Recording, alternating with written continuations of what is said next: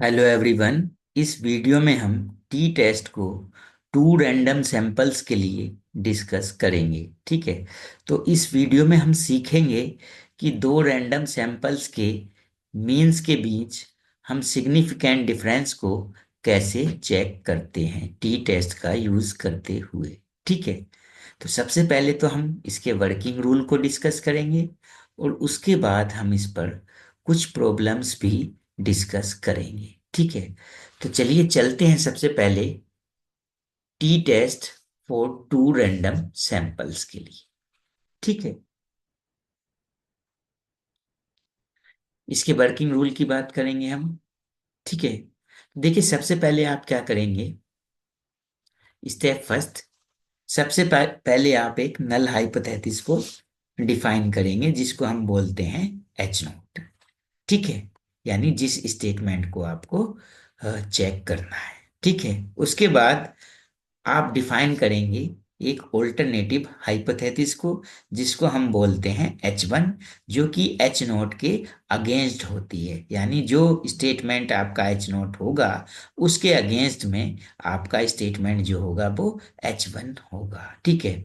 जब आप H1 को डिफाइन कर लेंगे उसके बाद H1 से आप ये डिसाइड करेंगे कि जो टेस्ट यूज करेंगे टी टेस्ट आप, वो सिंगल टेल्ड के लिए यूज होगा या फिर टू टेल्ड के लिए यूज होगा। ठीक है।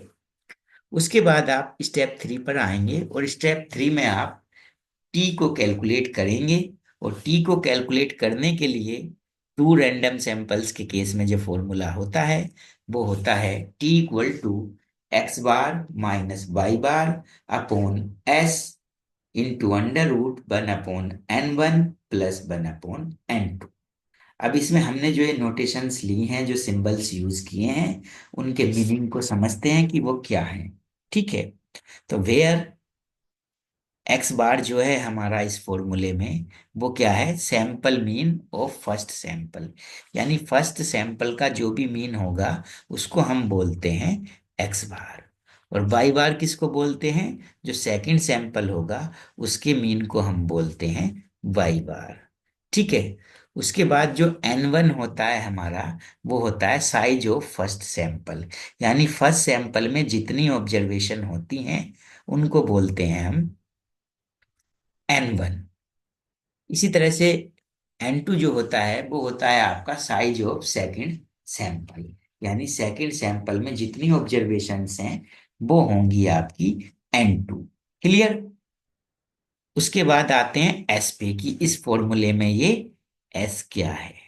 तो एस क्या है हमारा, एस है हमारा combined standard deviation of both samples.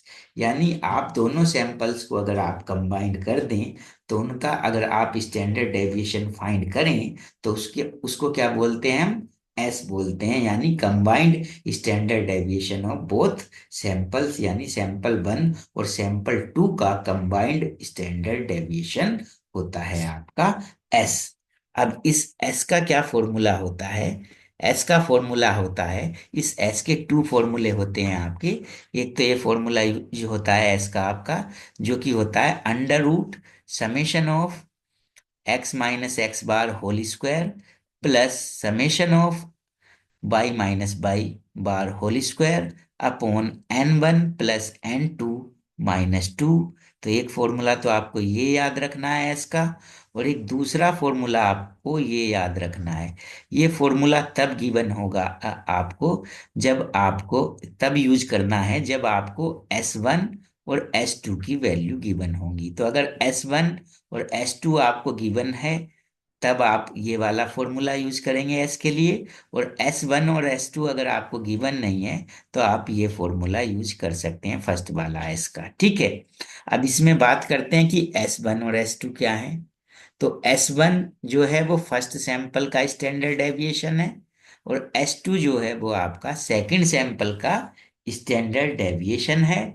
और जो S होता है आपका, ये S, ये क्या होता है, कंबाइंड स्टैंडर्ड डेविएशन होता है दोनों सैंपल्स का। ठीक है। तो ये एस की वैल्यू आप इस तरह से फाइंड कर लेंगे। ठीक है। तो स्टेप 3 में आप किसको कैलकुलेट करेंगे, टी को।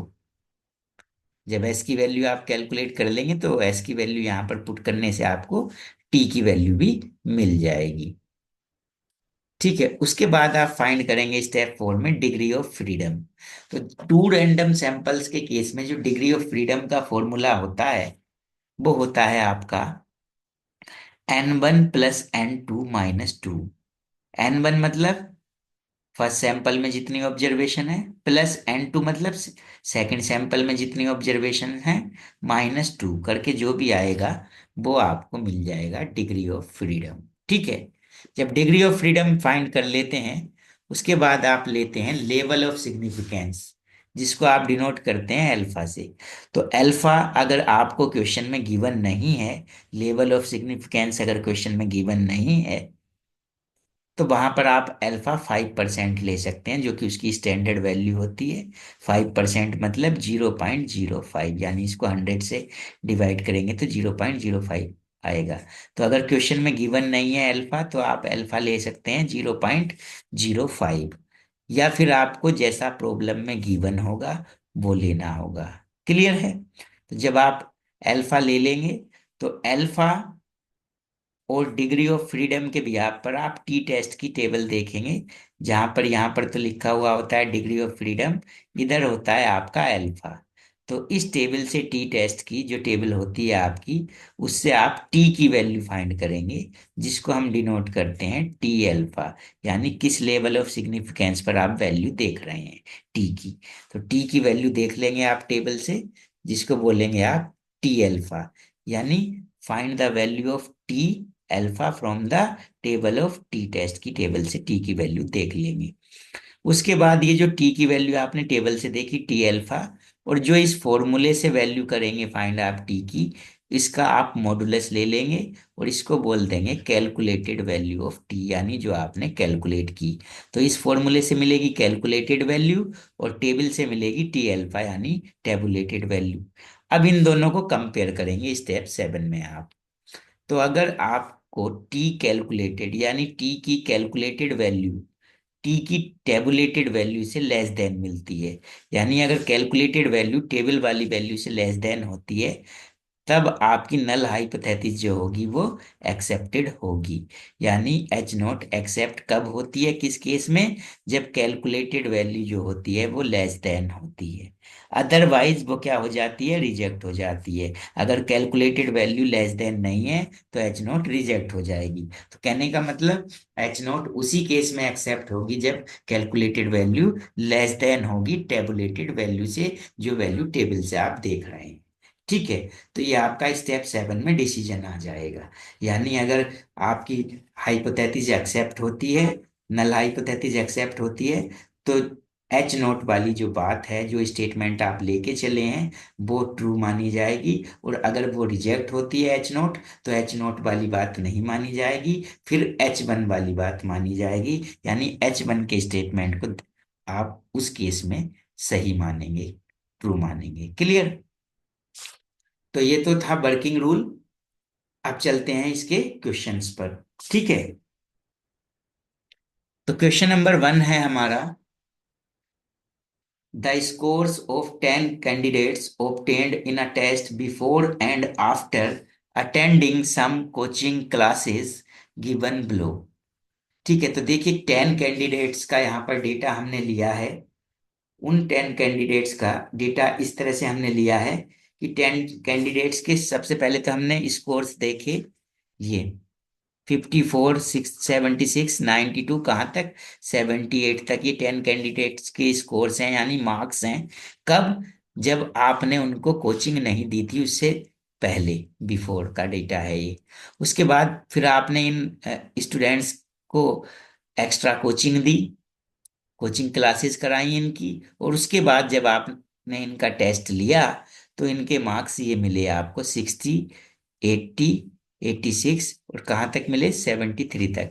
तो ये कहने का मतलब आपको इस 10 स्टूडेंट्स का डेटा गिवन है मार्क्स का, कब? कोचिंग क्लासेस देने से पहले और कोचिंग क्लासेस देने के बाद। अब आपको टेस्ट क्या करना है, test whether the students benefited from coaching classes. आपको ये चेक करना है कि क्या स्टूडेंट्स को एक्स्ट्रा क्लासेस देने का कोई बेनिफिट मिला है या नहीं मिला है। ठीक है। और किस लेवल ऑफ सिग्निफिकेंस पर चेक करना है? 5% पर चेक करना है, यानी अल्फा की वैल्यू जो है वो 5% गिवन है। अब देखिए, जब क्वेश्चन आएगा तो आप कैसे पता करेंगे कि ये टी टेस्ट का क्वेश्चन है? तो देखिए, अगर जनरली बात मैं करूं कि अगर 10 कैंडिडेट्स के मार्क्स हैं मेरे पास कोचिंग क्लासेस लेने से पहले और कोचिंग क्लासेस लेने के बाद, और मैं ये चेक करूं कि स्टूडेंट्स को एक्स्ट्रा क्लासेस का बेनिफिट हुआ है या नहीं हुआ है, तो उस केस में मैं क्या करूंगा? सबसे पहले तो जो कोचिंग क्लासेस देने से पहले वाले मार्क्स हैं उनका मैं एवरेज मार्क्स निकाल लूंगा। फिर कोचिंग क्लासेस देने के बाद जो मार्क्स आए हैं उनका एवरेज मार्क्स निकाल लूंगा। ठीक है। तो फिर मैं एवरेज मार्क्स को कंपेयर करूंगा। अगर बाद में जो मुझे एवरेज मार्क्स मिलते हैं वो ग्रेटर मिलते हैं, तो यानी कहने का मतलब स्टूडेंट को बेनिफिट हुआ है। और अगर वो ग्रेटर नहीं मिलते तो इसका मतलब स्टूडेंट को बेनिफिट नहीं हुआ। तो यानी मैं किसके बिहाफ पर चेक करना चाह रहा हूं? एवरेज मार्क्स के। एवरेज मतलब मीन्स के। तो जब भी बात होगी किसकी? मीन की। तो आप किसको यूज करेंगे? टी टेस्ट को यूज करेंगे। बस कंडीशन ये होनी चाहिए कि आपके पास जो सैंपल हो उसमें 30 से ज्यादा ऑब्जर्वेशन ना हो। तो आपके पास तो जो ऑब्जर्वेशंस हैं वो कितनी है? 10 ऑब्जर्वेशंस हैं, क्योंकि 10 कैंडिडेट्स का डेटा है। और आप बात करेंगे एवरेज मार्क्स की, तो यानी कहने का मतलब आप टी टेस्ट यहाँ पर यूज करेंगे। ठीक है। तो देखिए, चलते हैं सॉल्यूशन पर, सॉल्यूशन कर लेते हैं इसका। तो सबसे पहले तो जो बिफोर वाले जो मार्क्स हैं इनको मैं एक्स बोल दूंगा और इसको वाई बोल दूंगा। तो इस तरह से मुझे 2 रैंडम सैंपल मिल जाएंगे। एक ये एक्स मिल जाएगा, एक्स सैंपल, और ये वाई सैंपल मिल जाएगा। तो यानी ये जो यहाँ पर टी टेस्ट यूज करूंगा मैं, वो 2 रैंडम सैंपल्स के लिए टी टेस्ट यूज करूंगा। ठीक है। तो सबसे पहले नल हाइपोथेसिस डिफाइन करते हैं। और नल हाइपोथेसिस में हम ये मान के चलते हैं कि दोनों सैंपल के बीच दोनों सैंपल के मीन के बीच में कोई भी सिग्निफिकेंट डिफरेंस नहीं है। यानी दोनों जो सैंपल हैं वो एक बिफोर है और एक आफ्टर है। यानी कहने का मतलब मैं ये मान के चलूंगा कि एवरेज स्कोर्स के बीच यानी मीन स्कोर के बीच में कोई डिफरेंस नहीं है। तो यानी हम एच नोट को लिख सकते हैं, there is no significant difference between the average scores of candidates before and after coaching classes. ठीक है। यानी पहले के मार्क्स और बाद के मार्क्स का जो एवरेज है उनके बीच में कोई डिफरेंस नहीं है। और जब कोई डिफरेंस नहीं है तो इसका मतलब स्टूडेंट्स को कोई बेनिफिट नहीं हुआ है कोचिंग क्लासेस का। ठीक है। तो आप बोल सकते हैं एच नोट में, students are not benefited from coaching classes. ठीक है। यानी फर्स्ट जो है सैंपल हमने लिया है एक्स, उसके मीन स्कोर यानी एवरेज स्कोर क्या हो गया? एक्स बार। सेकंड सैंपल का क्या हो गया? Average score Y bar. यानी दोनों के बीच में कोई डिफरेंस नहीं है, यानी एक्स बार किसके इक्वल है? वाई बार के इक्वल है। अब आप डिफाइन करेंगे ऑल्टरनेटिव हाइपोथेसिस, जो कि एच नोट वाला जो स्टेटमेंट होता है उसके अगेंस्ट जाता है, उसका विरोध करता है। तो यहाँ पर स्टूडेंट्स को क्या हो रहा है? बेनिफिट नहीं हो रहा है एच नोट में। तो एच वन में क्या हो जाएगा? Students are benefited from coaching classes. तो बेनिफिटेड, बेनिफिट कब होगा स्टूडेंट को एक्स्ट्रा क्लासेस का? जब ये जो वाई बार है बाद में जो एवरेज मार्क्स आएंगे ये ज्यादा आने चाहिए पहले एवरेज मार्क्स से, तभी तो बेनिफिट होगा। तो यानी इसको आप मैथमेटिकली लिख सकते हैं, H one such that X X bar is less than Y bar, यानी Y bar is greater than X bar. अब एच वन आपने डिफाइन कर लिया। अब आप देखेंगे कि जो टेस्ट यूज करेंगे वो सिंगल टेल्ड है या टू टेल्ड है। तो मैंने बताया था जब भी यहाँ पर नॉट इक्वल टू का साइन नहीं आएगा यानी ग्रेटर देन या लेस देन का साइन आएगा तब वो सिंगल टेल्ड होता है। टू टेल्ड कब होता? अगर यहाँ पर नॉट इक्वल टू का साइन आता। तो यहाँ पर जो टेस्ट होगा वो कैसा होगा? सिंगल टेल्ड टेस्ट होगा। क्लियर? अब उसके बाद क्या करते हैं हम, जो गिवन है वो लिख लेते हैं। तो ये हमने बिफोर वाले को एक्स लिया है, यानी ये फर्स्ट सैंपल माना है। तो फर्स्ट सैंपल में नंबर ऑफ ऑब्जर्वेशन कितनी है, 10 है, या भाई 10 कैंडिडेट्स ही तो हैं। या फिर आप इन्हें काउंट कर सकते हैं कितनी ऑब्जर्वेशन गिवन है, 10। तो फर्स्ट सैंपल में कितनी ऑब्जर्वेशन है, 10। और सेकंड सैंपल कौन सा है, Y2, इसमें भी कितनी ऑब्जर्वेशन है, 10। तो यानी N1 भी 10 हो गया और N2 भी 10 हो गया। ठीक है। अब सबसे पहले आपको फाइंड करना है एक्स बार और वाई बार। तो देखिए एक्स बार और वाई बार को कैलकुलेट कर लेंगे। तो सबसे पहले तो हमने एक्स और वाई ले लिए, जो कि ये तो बिफोर वाले थे और ये आफ्टर वाले हैं। तो एक्स बार ले, एक्स ले लिया, वाई ले लिया। अब हमें इनका मीन फाइंड करना है। तो मीन होता है x bar equal to summation x upon N1, यानी X1 में जितनी ऑब्जर्वेशन है, और वाई का मीन होगा Y bar summation Y upon N2। N2 मतलब Y2 में जितनी ऑब्जर्वेशन है। यानी इसके लिए आपको चाहिए समेशन एक्स और समेशन वाई, यानी इसका और इसका टोटल चाहिए। तो मैं यहाँ पर इनका दोनों का टोटल फाइंड कर लेता हूँ। तो ये मैंने दोनों का टोटल फाइंड कर लिया। एक्स की सभी वैल्यूज को ऐड करके आया 746, और वाई की सभी वैल्यूज को ऐड करके आया 759। अब मीन फाइंड करता हूं इनके। तो मीन ऑफ एक्स क्या होता है, summation x upon N1। Summation x की वैल्यू कितनी है, 746। तो यहाँ पर 746। N1 मतलब एक्स, फर्स्ट सैंपल में कितनी ऑब्जर्वेशन है, 10। तो यहाँ पर इनकी वैल्यूज पुट कर देता हूं। तो एक्स बार मुझे मिला 74.6। इसी तरह से मैं वाई बार फाइंड करूंगा। तो वाई बार होगा समेशन वाई अपॉन N2। तो N2 तो 10 ही रहेगा, सेकंड सैंपल में भी ऑब्जर्वेशन जो है 10 है। और वाई बार या समेशन वाई, यानी वाई का टोटल कितना है, 759। तो ये पुट कर दूंगा। तो जिससे वाई बार की वैल्यू मुझे मुझे मिलेगी, वो मिलेगी 75.9। तो ये एक्स बार मिल गया, ये वाई बार मिल गया। ठीक है। इसके बाद हमें क्या फाइंड करना होता है, एस फाइंड करना होता है। तो एस का कौन सा फॉर्मूला यूज करते हैं हम, टू सैंपल्स के केस में, summation x minus x bar whole square plus summation Y minus Y bar whole square upon N1 plus N2 - 2। अब देखिए समेशन किसके आगे है, यहाँ पर इसके आगे समेशन है, यानी ये कॉलम आपको बनाना पड़ेगा और ये कॉलम भी आपको बनाना पड़ेगा। तो यहाँ पहले, सबसे पहले आपको कॉलम बनाना पड़ेगा एक्स माइनस एक्स बार के होल स्क्वायर का, या तो डायरेक्ट होल स्क्वायर का बना लें, या पहले एक्स माइनस एक्स बार का बना लें फिर उसका होल स्क्वायर कर लें। ठीक है। तो कॉलम बना लेते हैं। देखिए पहले मैंने कॉलम बना लिया एक्स माइनस एक्स बार का। अब एक्स बार की वैल्यू कितनी आई है, एक्स बार की वैल्यू आई है 74.6। तो यानी ये कॉलम है हमारा एक्स माइनस 74.6।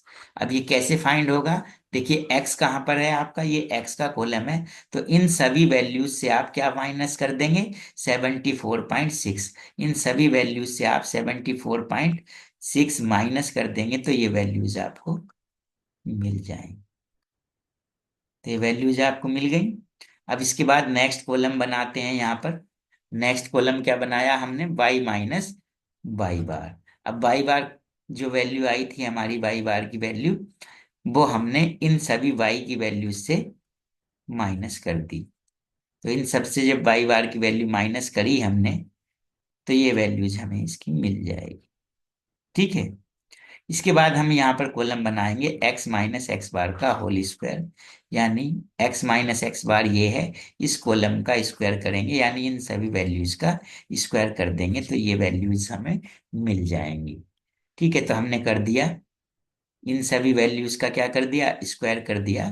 तो ये वैल्यूज मिल गई हमें, और इनका हमने टोटल भी फाइंड कर लिया, जो कि आया 1002। इसी तरह से हम यहाँ पर कॉलम बनाएंगे y minus Y bar whole square का, यानी इस बार हम इस कॉलम का स्क्वायर कर देंगे, इन सभी वैल्यूज का स्क्वायर कर देंगे, तो यहाँ पर वैल्यूज हमें मिल जाएंगी। ठीक है। तो हमने देखिए इनका सबका y माइनस वाई बार जो कॉलम है, इसका स्क्वायर कर दिया, तो इनके स्क्वायर करके हमें यहाँ पर वैल्यू मिलती गई। तो हमने ये सभी वैल्यूज का स्क्वायर करके ये सभी वैल्यूज यहाँ पर फाइंड कर लिए हैं, और फिर इनका टोटल भी यहाँ पर फाइंड कर लिया। क्लियर? जब इतना कर लेंगे उसके बाद आप फाइंड करेंगे एस। तो एस का क्या फॉर्मूला होता है? एस होता है हमारा summation x minus x bar square plus summation Y minus Y bar square upon N1 plus N2। अब इसकी value X minus x bar का होल स्क्वायर का टोटल कितना है ये, तो इसके प्लेस पर ये पुट कर देंगे। इसके प्लेस पर हम क्या पुट करेंगे, 709 पुट करेंगे। और N1 कितना है, number of observation first sample में 10, और N2 भी 10। तो ये वैल्यूज हम पुट कर देते हैं। और उसके बाद जब हमने एस को कैलकुलेट किया तो एस मिला हमें 9.749। जब हमारा एस आ जाता है तो उसके बाद हम फाइंड करते हैं टी को। और टी का क्या फॉर्मूला होता है, x bar minus Y bar upon S 1/N1 plus 1/N2। अब एस की वैल्यू भी हमने अभी फाइंड कर ली है, एक्स बार की भी कर चुके हैं फाइंड, वाई बार की भी कर चुके हैं। N1 पता है हमें 10 है, और N2 भी 10 है। तो ये वैल्यूज हम इसमें पुट करेंगे और टी को कैलकुलेट कर देंगे। तो जब हमने ये वैल्यूज पुट करके टी को कैलकुलेट किया तो टी मिला हमें माइनस का 0.298। अब हम इसका क्या फाइंड कर लेते हैं, मॉडुलस कर लेते हैं। जब मॉडुलस करेंगे तो ये वैल्यू नेगेटिव से क्या हो जाती है, पॉजिटिव हो जाती है। और इस टी की वैल्यू को हम बोल देते हैं कैलकुलेटेड वैल्यू ऑफ टी। यहां पर हम लिख देते हैं टी कैलकुलेटेड, ये टी की कैलकुलेटेड वैल्यू आई है। उसके बाद हम फाइंड करते हैं डिग्री ऑफ फ्रीडम। तो डिग्री ऑफ फ्रीडम का जो फॉर्मूला था टू टू सैंपल्स के केस में वो होता है N1 प्लस N2 माइनस 2। यानी N1 भी 10 था, फर्स्ट सैंपल में 10 ऑब्जर्वेशन थी, दूसरे सैंपल में भी 10 ऑब्जर्वेशन माइनस 2, तो कितना मिला 18। तो डिग्री ऑफ फ्रीडम कितनी आई आपकी, 18 आ गई। अब क्वेश्चन में लेवल ऑफ सिग्निफिकेंस भी दे रखा था। कितना दे रखा था, 5% दे रखा था कि 5% पे आपको चेक करना है। तो अल्फा हो गया 5%। 5% मतलब 0.05। ठीक है। अब आप टी की वैल्यू फाइंड करेंगे, टी अल्फा की वैल्यू, यानी जो कि टेबल से देखते हैं आप। और आप किस डिग्री ऑफ फ्रीडम पर देखेंगे, 18 पर। और अगर आपके पास जो टेबल है वो टू टेल्ड की टेबल है, तो ये जो क्वेश्चन है ये सिंगल टेल्ड का क्वेश्चन था। तो यानी आप सिंगल टेल्ड वाले केस में कैसे देखते हैं वैल्यू, डिग्री ऑफ फ्रीडम तो 18 ही देखेंगे और लेवल ऑफ सिग्निफिकेंस का डबल कर देते हैं। अगर क्वेश्चन सिंगल टेल्ड का है आपका तो टेबल से वैल्यू देखने के लिए टू टेल्ड की टेबल होती है क्योंकि आपके पास, तो इसमें इस वैल्यू का डबल कर देंगे तो यानी 0.10 पर वैल्यू देखेंगे। तो वो हमने टेबल से वैल्यू जब देखी टी अल्फा, तो वो कितनी मिली हमें, 1.73 मिली। ठीक है। तो ये वैल्यू आ गई टी की, टी अल्फा, जो कि हम बोलते हैं टेबुलेटेड वैल्यू ऑफ टी, यानी टी की टेबल से वैल्यू। अब इस वैल्यू को और इस वैल्यू को हम कंपेयर करते हैं। तो हमने देखा कि कैलकुलेटेड जो वैल्यू है टी की वो लेस देन है किससे, जो टेबल से वैल्यू देखी है उससे।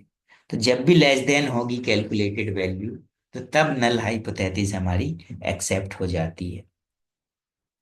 तो यानी हम लिख देंगे the null hypothesis is accepted. Null hypothesis क्या हो गई है, एक्सेप्ट हो गई है। जब null hypothesis H naught accept हो गई तो यानी जो एच नोट में आप कंसीडर करके चले थे वो बात ट्रू हो जाएगी, यानी students are not benefited from coaching classes. इसका मतलब ये है कि स्टूडेंट्स को कोचिंग क्लासेस का कोई बेनिफिट नहीं मिला है। ठीक है।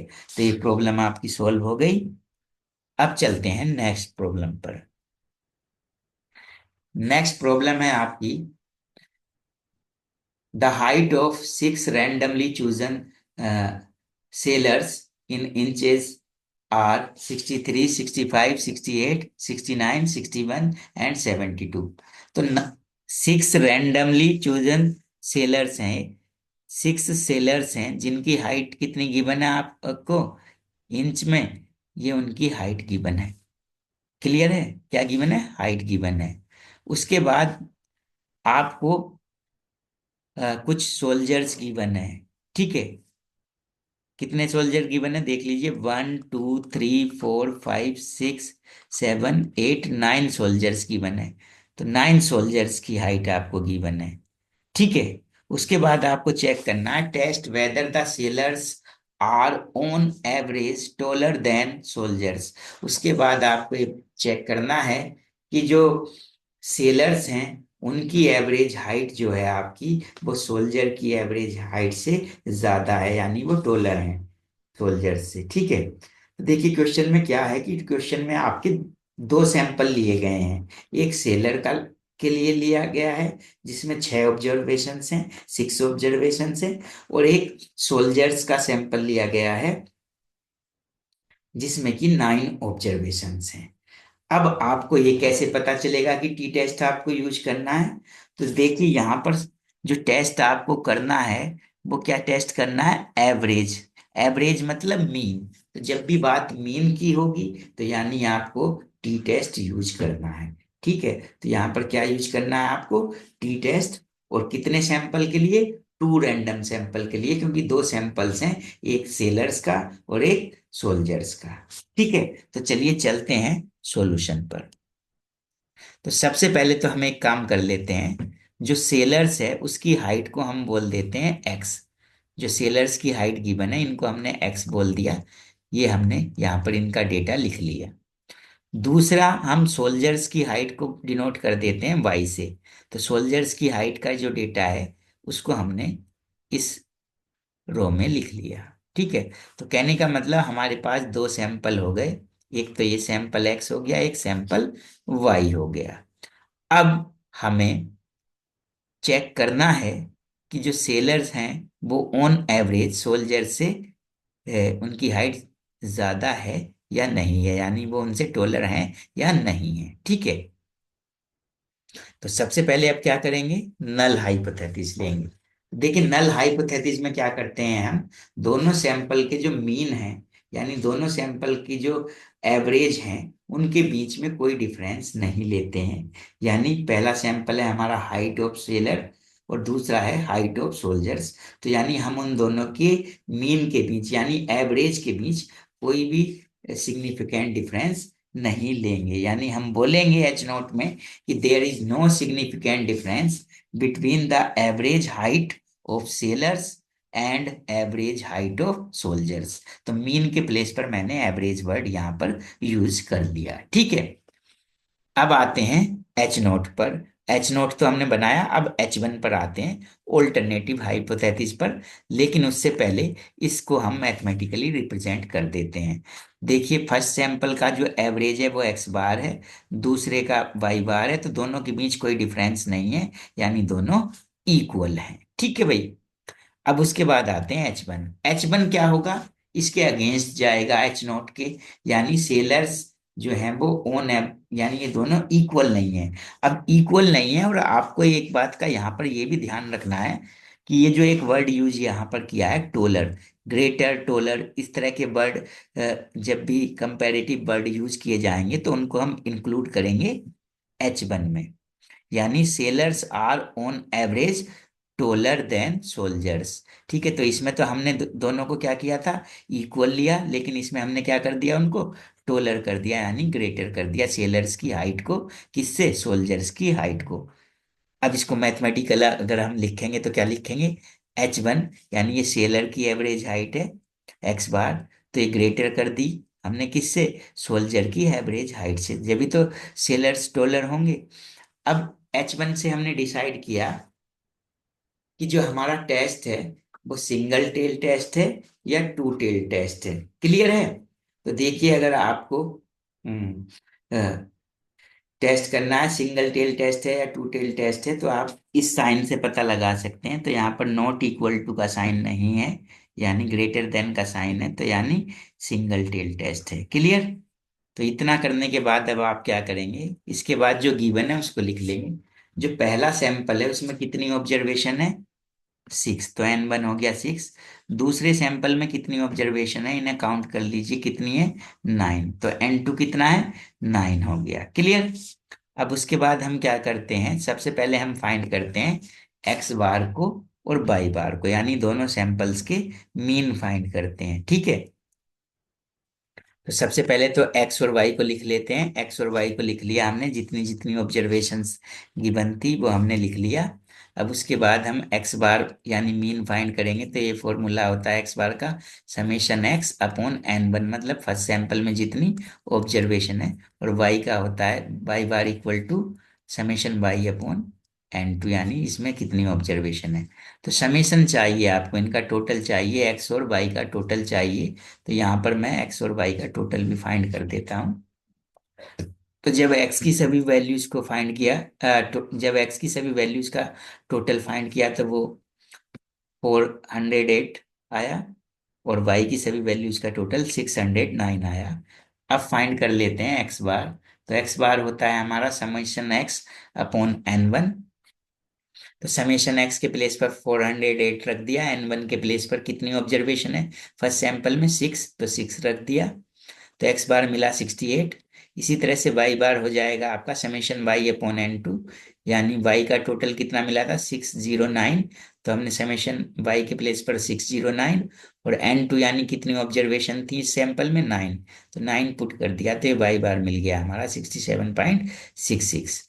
जब ये हो जाएगा तो इसके बाद हम फाइंड क्या करेंगे, एस। अब एस फाइंड करने के लिए हमने यहाँ पर एक कॉलम बनाया सबसे पहले, एक्स माइनस एक्स बार। तो जो एक्स बार आया था हमारा, एक्स बार कितना आया था हमारा 68, तो यानी एक्स माइनस 68, यानी एक्स की जो ये वैल्यूज हैं, इन सभी वैल्यूज से आप 68 को माइनस कर दिया, तो ये वैल्यूज मिल जाएंगी आपको। क्लियर। जब ये क्लियर हो गया आपका, इसके बाद नेक्स्ट कॉलम बनाते हैं आप यहाँ पर y माइनस वाई बार। तो जो y बार की वैल्यू आई थी आपकी, वो इस y से माइनस कर दीजिए, इन सभी वैल्यूज से y बार की वैल्यू माइनस कर दीजिए, इन सभी वैल्यूज से 9 वैल्यूज हैं, तो ये मिल जाएगा आपको। ठीक है। अब इसके बाद यहाँ पर कॉलम बनाएंगे आप x माइनस एक्स बार का होल स्क्वायर। तो ये x माइनस एक्स बार का कॉलम तो है ही ये आपका, यहाँ पर इसका स्क्वायर फाइंड करेंगे, तो इन सभी वैल्यूज का स्क्वायर कर दीजिए। तो स्क्वायर कर दिया हमने, तो कितना मिला -5 का 25। इसी तरह से इन सभी वैल्यूज का हमने स्क्वायर फाइंड कर दिया, तो ये मिल गया यहाँ 16 तक। अब इसके बाद यहाँ पर हम कॉलम बनाएंगे y माइनस वाई बार का whole square, y minus Y bar का होल स्क्वायर। ठीक है। तो इसका होल स्क्वायर कैसे बनाएंगे, ये y माइनस वाई बार है, इसका स्क्वायर कर देंगे, इन सभी वैल्यूज का स्क्वायर आप कर देंगे, तो y minus Y bar whole square आ जाएगा। तो ये आ गया आपका y minus Y bar whole square. इन सभी वैल्यूज का आपने स्क्वायर करके ये वैल्यूज फाइंड कर ली हैं। ठीक है, तो इनके स्क्वायर करके ये वैल्यूज फाइंड कर ली। अब इस कॉलम का x minus x bar whole square का टोटल और y minus Y bar square का टोटल आपने कर लिया, तो ये टोटल आ गया। इसके बाद आपने s फाइंड करेंगे, तो s का फॉर्मूला होता है ये summation x minus x bar square, जिसके प्लेस पर आप क्या पुट कर देंगे 60, और y minus Y bar whole square, इसके प्लेस पर क्या पुट करेंगे 152। एन वन यानी फर्स्ट सैंपल में कितनी ऑब्जर्वेशन है 6, एन टू मतलब सेकंड सैंपल में कितनी ऑब्जर्वेशन है 9, तो ये पुट कर देंगे, तो s की वैल्यू आ जाएगी, s की वैल्यू आएगी कैलकुलेट करने पर 4.038। जब s की वैल्यू आपकी आ जाएगी तो t की वैल्यू फाइंड करेंगे। t का फॉर्मूला होता है टू सैंपल्स के केस में x बार माइनस वाई बार। तो x बार और y बार आप फाइंड कर चुके हैं, s भी अभी आपने ये फाइंड कर लिया। n वन आपको पता है 6 है, n टू पता है कितना है 9 है, तो ये वैल्यूज पुट करी आपने और t को कैलकुलेट कर लिया, तो t आया आपका 0.162। अब इस t का मॉडुलस कर देते हैं, यानी प्लस की वैल्यू है तो प्लस की ही रहेगी, और इस टी की वैल्यू को बोलते हैं आप calculated value of T. Clear. अब इसके बाद आप फाइंड करते हैं डिग्री ऑफ फ्रीडम। तो डिग्री ऑफ फ्रीडम का फॉर्मूला होता है N one plus N two minus two. तो एन वन था आपका 6, एन टू था 9, -2 equal to degree of freedom मिल गई 13। उसके बाद लेवल ऑफ सिग्निफिकेंस आप लेट कर लीजिए। अगर क्वेश्चन में गिवन नहीं है तो इसको आप कितना ले सकते हैं 5% ले सकते हैं। 5% लिया आपने, 5% मतलब 0.05 आपने कंसीडर किया। ठीक है। इसके बाद आप टेबल से वैल्यू फाइंड करेंगे, टी टेस्ट की टेबल से जो वैल्यू फाइंड करते हैं टी की, उसको बोलते हैं टी अल्फा। किस डिग्री ऑफ फ्रीडम पर फाइंड करेंगे 13 पर। और टेस्ट कैसा था आपका? ये सिंगल टेल टेस्ट था। कैसा टेस्ट था? Single tail. तो सिंगल टेल जब टेस्ट की वैल्यू फाइंड करते हैं आप, क्योंकि आपके पास ज्यादातर टू टेल के लिए टेबल होती है, ठीक है। तो आप सिंगल टेल्ड में कैसे वैल्यू फाइंड करते हैं? जो लेवल ऑफ सिग्निफिकेंस है इसका डबल कर देते हैं। तो डबल करेंगे 0.05 का, तो ये हो जाएगा 0.10, यानी 13 डिग्री ऑफ फ्रीडम पे देखेंगे वैल्यू, और 0.10 पर लेवल ऑफ सिग्निफिकेंस पर देखेंगे तो ये टी की वैल्यू आ जाएगी। और एक बात और याद रखनी है, अगर क्वेश्चन में ये वैल्यू गिवन है आपको, तब उसमें आपको कोई चेंज नहीं करना, उसी से कंपेयर करना है। तब उसमें डबल वगैरह कुछ नहीं करना है, अगर वैल्यू गिवन है तो, ठीक है। अब ये टी की कैलकुलेटेड वैल्यू है और ये टी की टेबुलेटेड वैल्यू है। अब इन दोनों वैल्यूज को कंपेयर करेंगे। तो हमने कंपेयर किया तो ये देखा कि टी की जो कैलकुलेटेड वैल्यू है वो टी टी की टेबल वाली वैल्यू से लेस देन है। तो जब भी कैलकुलेटेड वैल्यू टेबुलेटेड वैल्यू से लेस देन होती है, उस केस में हाइपोथेसिस आपकी, जो नल हाइपोथेसिस होती है, वो एक्सेप्ट हो जाती है। तो अब आप डिसीजन में लिख सकते हैं, the null hypothesis is accepted. Null hypothesis क्या हो गई? एक्सेप्ट हो गई, क्योंकि कैलकुलेटेड टी जो है वो लेस देन है। इसका मतलब जो एच नोट थी वो एक्सेप्ट हुई। तो एच नोट वाली जो बात है, जो स्टेटमेंट है, वो ट्रू माना जाएगा। वो क्या था? There is no significant difference between average height of sailors and average height of soldiers, ठीक है। तो इस तरह से प्रॉब्लम आपकी सोल्व हो चुकी है। आज की वीडियो में इतना काफी है। Thanks for watching.